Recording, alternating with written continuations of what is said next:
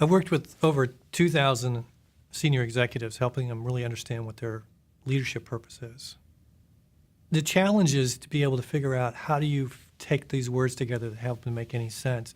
And the first thing is that the words themselves are not our purpose. They are like a key that accesses a room, that when we step into that room, the magic of who we are as a leader shows up. And that's what we want to have people access.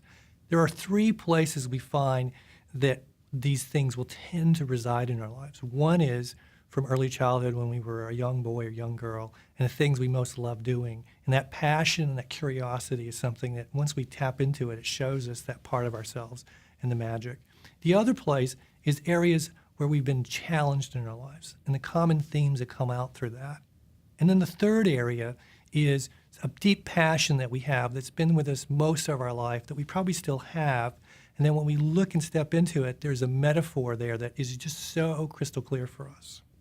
This example I'm talking about in this moment is going to be when someone was really able to step into those challenging moments to be able to really see what that magic was. We had a woman, and she was talking about her early childhood and some of the other things, and it's just, there's nothing there. She talks about her current passions, there's nothing there. So I asked her, I said, so what is tell us the two most challenging experiences in your life. She looks at us, and you can see her sort of shifting her whole body posture. She pauses, and you can see her start to quiver, and she says, what I have to tell you I've never told anyone is at the age of 21, I found myself on the street with two children, penniless, begging.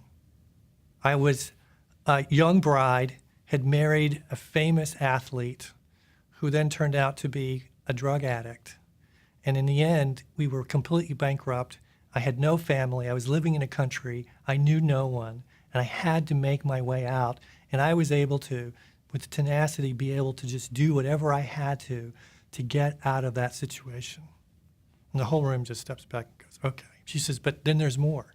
The other most challenging moment in my life actually was one of the most exciting.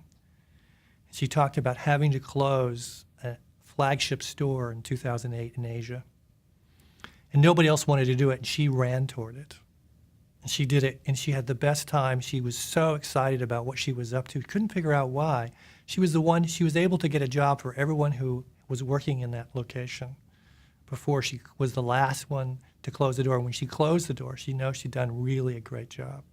And in the process, she really uncovered her purpose, and the language was with tenacity to create brilliance. And as she said it, all of us went, that's who you are.